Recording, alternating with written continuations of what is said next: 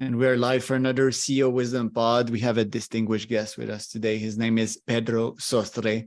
He is CEO at Builderall, company you've probably heard of. I've certainly heard quite a lot of Builderall. I was a user back in these days. I really love their referral program, I guess. So Builderall, website building, and now I'm pretty sure that they've branched out into multiple other features slash verticals. We're going to talk about that today. Pedro has a nice background. He worked at even WeWork Labs. I had a bunch of folks on this podcast that came from this company. He was founder at Weblift in 2003. My God, that makes me sound very young. Black Helmet as well. So we're going to discuss like all of these beautiful company. Republic as well also caught my eye. And finally, navigate Accelerator. This pod is brought to you by podpire.com. If you want to start, scale, or be invited to a podcast, podcasts are pretty cool. You can get top guests like Pedro and pick their brain pretty much for free, get insights, grow your subscriber base, as me and Pedro are going to we're going to promote the posts, cross-exchange our audiences, and grow, even get clients. Who knows? Pedro, welcome to the pod. I'm really glad to have you on. Can you give us a brief history of what it means to be Pedro Sostre and tell us about Builderall? Sure. Hey, Charles. I'm excited to be here. Brief history. I was always an entrepreneur. Started my first company when I was 18. It was actually like a very basic like lawn company. So I didn't know much about business, but I was like, well, I can buy a lawnmower and I can knock on people's doors. And then I wanted to get out of that business about a year later. I liked it, but I needed to have something a little more stable. And I was talking to another business owner who also owned a lawn company. And he was like, oh, if you want to get out of it, I'll buy it from you. And I was like, oh, okay. So that was like my first, exposure to, I built something for a year and then I was able to sell it to somebody else and they bought it obviously for the clients and things like that. So that was probably when I was about 19. I didn't make a lot of money, but it created this portal to like, okay, so I can create things and those things have value and I sell them. I discovered the internet in 1999, started building businesses, actually really started just building websites because I enjoyed it. I got into the affiliate marketing space and was making a lot of money in affiliate marketing. I started selling those properties as well. I had websites on everything, things that I had no knowledge about. I had a website on like the equestrian industry, all these different industries that I knew nothing about, ended up selling a lot of them. I founded Weblift in 2003, which was an agency, kept that business kind of running. Actually, it still exists. It still operates. I don't really have anything to do with it anymore, but I still own it. But that's been around for a long time. And from there, it became sort of a jumping point for other businesses. So Black Helmet was originally a clothing company. It extended into a lifestyle brand. We started that in 2008, sold it to a public company in 2016. After that exit, I learned a lot about selling, more so than like selling the landscaping company when I was 19. When you sell to a public company, it's a whole different world of due diligence and accounting and all this, which I learned the hard way, how to not ruin your valuation as an early stage startup. And through those lessons, I really got passionate about giving back to other founders and other people who were building, because I spent 9 years building something that we did sell, but we didn't sell it like the news where they sell it for $100 million or $50 million and everybody walks away with a ton of money, but it was a small exit. So I got into helping founders, did it by myself for a while, ultimately joined WeWork Labs and opened the location for them here in South Florida, where I've lived for 30 years now. And that was really fun. That program was actually the largest accelerator in the world. So I got, they were working with 5,000 early stage startups at the height of it. Of course, WeWork went through their changes. They shuttered the Accelerator program. I launched my own program, did that for a couple of years. And then I actually helped with the acquisition for the buyer for this company called Builderall, who'd been around for 8 years. They had 20,000 customers. And at the end of the acquisition process, the buyer said, hey, I still want to go through with this, but I'd love for you to come on as the CEO. I did, and that was in December of 2022. So it's been about 8 months, and I'm really enjoying it. I love it. How does it feel to reach your wealth goals, and what are you chasing nowadays? So I wouldn't say I've reached my wealth goals, but I think it's important to have wealth goals. First of all, I think too many people go through life either without a real sense of a wealth goal.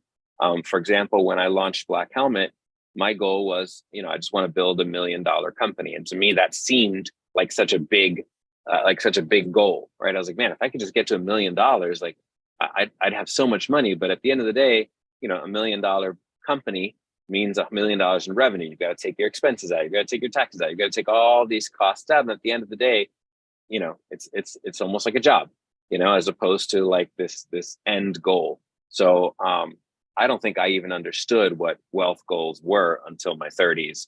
And then I realized, okay, let's establish what these things need to be, and then let's make a path to get there, as opposed to, I think what I did in most of my 20s was try random things.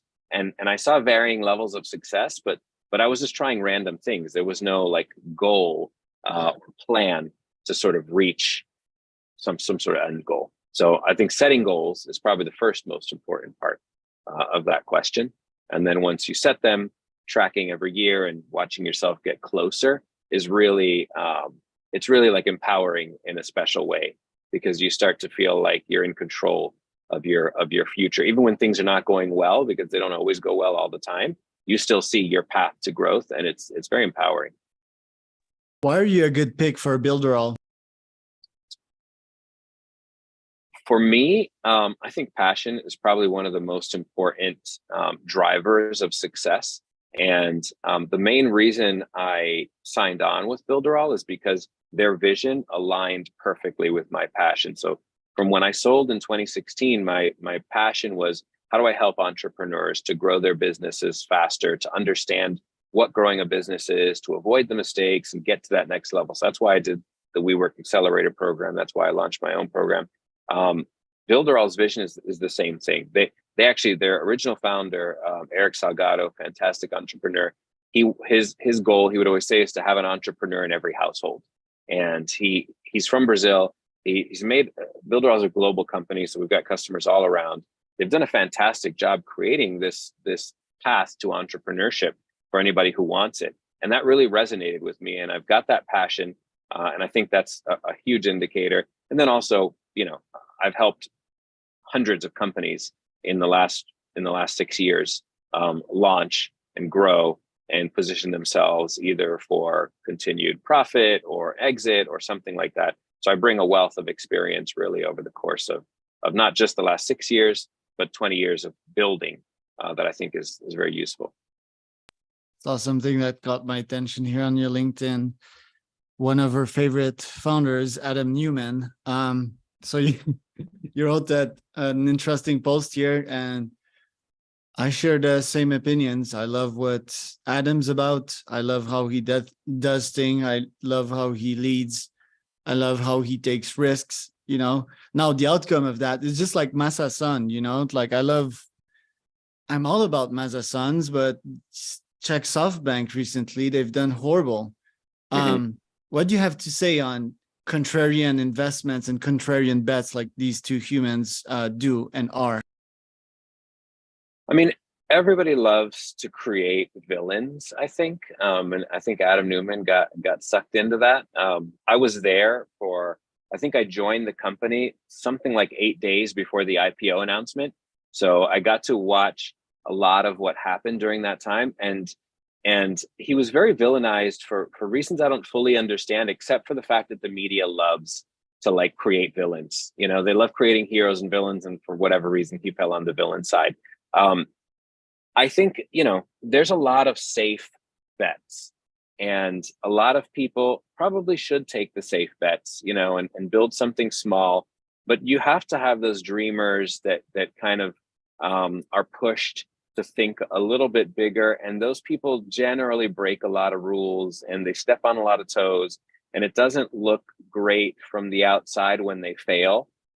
When they succeed, everybody's like, oh, wow, I knew that person was going to be super successful. And when they fail, everybody's like, oh, I knew that person was going to fail. It's almost like, they're judged by their success or their failure. And I don't think that's fair, because everybody fails. We have to have a healthy relationship with failure. And when you fail small, it's easy to stay under the radar. And when you fail big, it's easy to be villainized. But failure is just part of building. It's part of growing. It's part of pushing the boundaries. And I think it's necessary. I think it's necessary to go through that. I think there's some lessons he probably should have learned a little earlier in his career, or a little earlier, but it happened so fast. I mean, WeWork went from 0 to like 4 billion in revenue within the course of 9 years. I don't think anybody understands how fast that is. It's like a blink. It seems like, 9 years. You don't become a veteran entrepreneur from 0 to $4 billion in revenue in 9 years. Like, you're gonna make mistakes, and I think it's inevitable. I don't think that should be villainized. I think, a lot of times we need to celebrate people's failures, because those failures are what elevate everyone else to not make those same mistakes.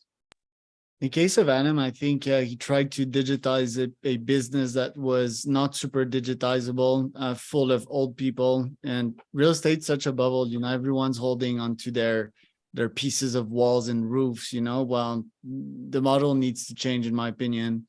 So he tried that, and his main weapon was his charisma. He was facing at 100-meter thick concrete wall, and he probably got 50 meters into it with his amazing charisma. I mean, his charisma was just crazy good, super good public speaker, incredible leader. So I think that's why people picked on him.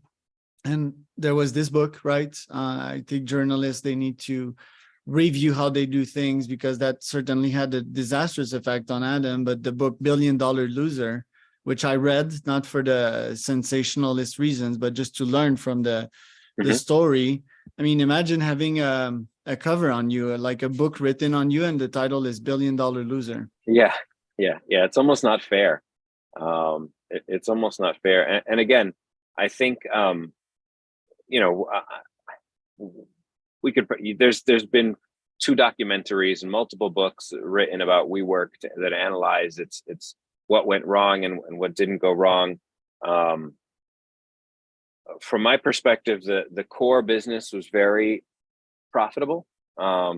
Taking one building, selling it as co-working spaces, was generally a profitable business, and they could have just kept replicating that. But again, they were pushing to think bigger, and they did things like We Live and We Grow and all these different like spin-offs, which cost the company millions and never quite reached that payoff.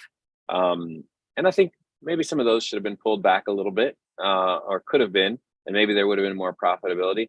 The other things that he's villainized for, honestly, are very normal entrepreneur things. They were like, oh, well, he bought the brand name and then he sold it back to the company. Well, you actually are legally required to sell. If you own property and you want to give it to the company, you're legally required to sell that, because you have to create a taxable transaction for the government to tax. You can't just give it, because then nobody gets taxed, and that's against the law.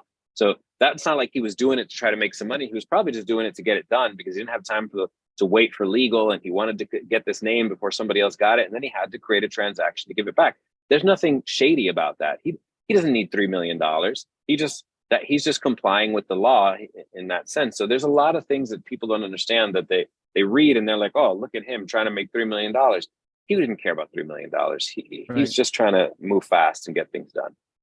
Right. And I mean, even his lifestyle, I mean, if you want to roll in a Rolls Royce, so be it, and if you want to be in jets, so be it. Also, it's like very much valuing your time, your comfort, your energy. So yeah, I'm aligned with that. Obviously, there's still limits to things. He's also villainized from making it a cult, but I mean, that's called culture. That's like how you do it. That's a playbook, and it's not even a playbook. It's just natural. Us humans, there's a leader of the pack, and that pack is called a community. Everyone exchanges in that community, and the leader needs to lead. He needs to maintain cohesion. He needs to maintain the rank, else nothing is being built. So yeah, people will believe whatever the media tells them, which is sad. I'm really bullish on his next venture, although it's quite, it's not super clear for PR reasons mostly.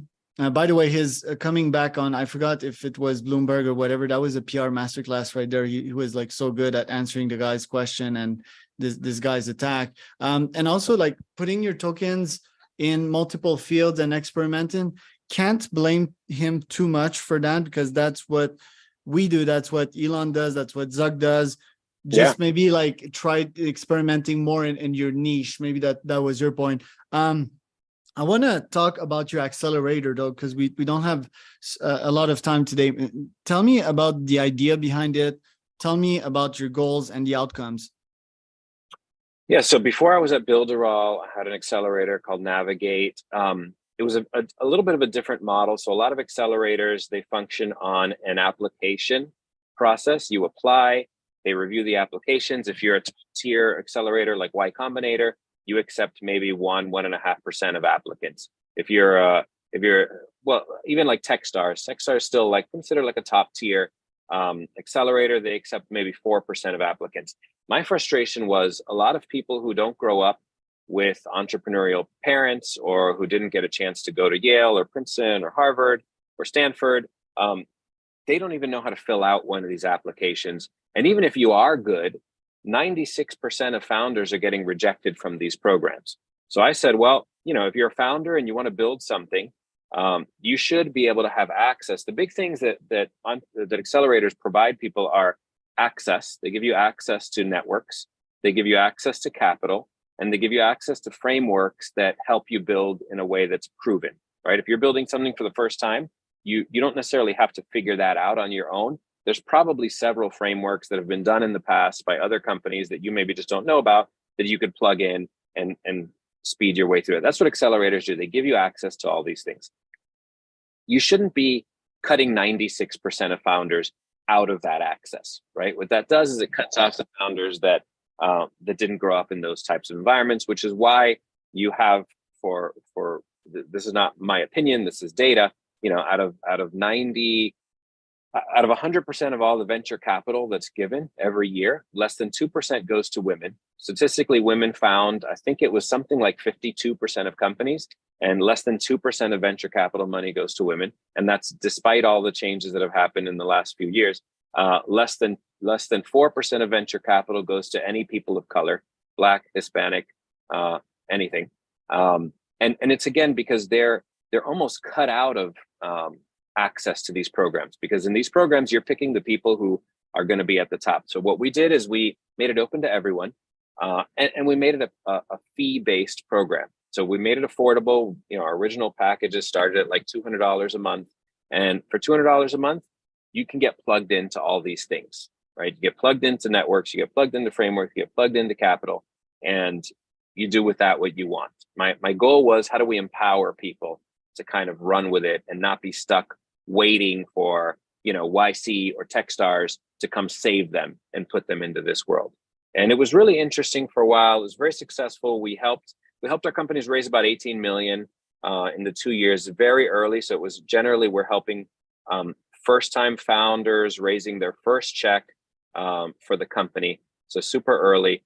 And it was a lot of fun. I will say the difficult thing happened when, you know, about a year and a half ago, the market started to crash. We had the Russia-Ukraine war that's going on now, and markets, you know, VC money just sort of dried up. And then I don't like selling something that we can't deliver on. So as more and more founders were coming to us, we had to say, look, you know, chances are we're not going to be able to help you raise in the next 12 months because this is the macroeconomic climate that we're facing. So after those 2 years, we've kind of put it on pause, and we're waiting to see what's the next step there.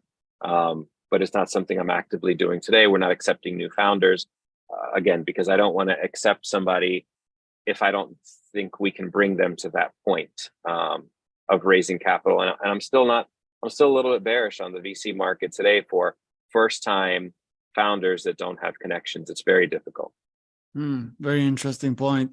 Tell me about your goals with Builderall for the rest of this year. So I love Builderall. We're relaunching the platform actually September 15th.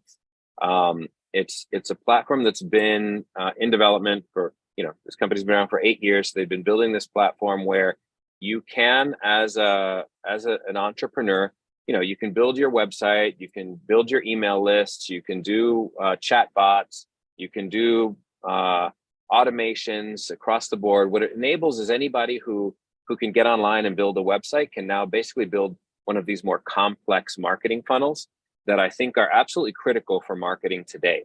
I think it's great that everybody now, you've got companies like Wix and Squarespace where you can get in there and build a website in a week or two, but it also means everybody has a website. So now if you really want to grow and you really want to do something special, you can't just build a website. And everybody has access to MailChimp, $10 a month or whatever it is. You can build a little automation, you can create some emails. And again, you've got to do a little bit more than that. So what we do, and I say our previous product, everybody says, oh, we have a really easy product, right? Wix, it's really easy to build a website. Squarespace is easy. Our product is not easy. It's going to be easier in September, but the focus is not easy. The focus is how do we help regular people build really advanced marketing funnels that lead to success? Because today you've got to go the extra mile, especially when you've got all these companies spending millions in marketing and millions in advertising. If you don't have those millions, what can you do to get the advantage? Well, you set up really compelling, automations that go from a landing page to a WhatsApp chat to a webinar registration to a download, and really knowing how to do that, and we guide you through that process, is I think key to having a successful marketing funnel today. So my goal is, how do we get more exposure? We're very big in Brazil. We've actually got a decent number of customers here in the US, and the EU is also doing well for us. But I think we need to expand into LATAM in a more significant way, and we're doing that. And I'd love to see us, double to about 50,000 customers in the next 12 months. How bullish are you with the Miami startup ecosystem? So I love Miami. I've been here a long time. I'm excited to see how it's grown. I love the city more and more every year. Our startup ecosystem is still very, very early. It's very immature. Our accelerator was headquartered down here, but most of our founders were either in New York or California or Chicago, and then Texas probably would be the other one. And I don't think we helped anyone raise money from a VC in Miami. Whether they were based in Miami or not, you just get better terms from a VC in New York or Chicago or Texas or even like Atlanta. You don't have to go that far to get a better deal. I think the investors in Miami are still very immature. They're comparing VC world to like real estate investing. Real estate investing, it's very secure. You're going to get your 8% or some percent every year. And they're like, okay, if I'm going to invest in this startup, how do I get my 8%? Well, it doesn't work that way. You're going to wait 8 years and then maybe you'll have a 50x exit, but you're not going to get anything for the next 8 years and you could lose everything. And they're all just like, well, I don't think I like that idea, right? It's scary. It sounds scary. It is scary. It's very, very high risk. And they haven't seen enough wins here in Miami to create the confidence around future wins. Once you see like your friend invested in this startup 12 years ago and their $100,000 exited for 20 million, then you're like, okay, you know what? I could afford to put some money into these things, but we haven't had those big exits here. So it's still very early. It's very immature. I think we will have some big exits in the next 5 years or 10 years, and then it'll be a different story. But I don't even tell founders to try to raise money in Miami anymore, because if you get a term sheet, it's usually not very favorable. So I usually say, look, start in Atlanta, start in New York, start in Chicago. You've got fantastic VCs in those markets, and it's a lot easier. Unless it's Keitra Roy offering you a term sheet, maybe that might be a bit different. He's like your number one fan and promoter nowadays. Anyways, was nice having you on. Pedro, where can people find out more about you? Always happy to accept connections on LinkedIn. You can send me connections there. I've got a Twitter. All my handles are generally PSOSTRE @PSostre. And if they want to reach me about Builderall, it's just pedro@builderall.com. And I'm Charles Cormier, your host. That was another episode of CEO Wisdom Podcast with Pedro Sostre.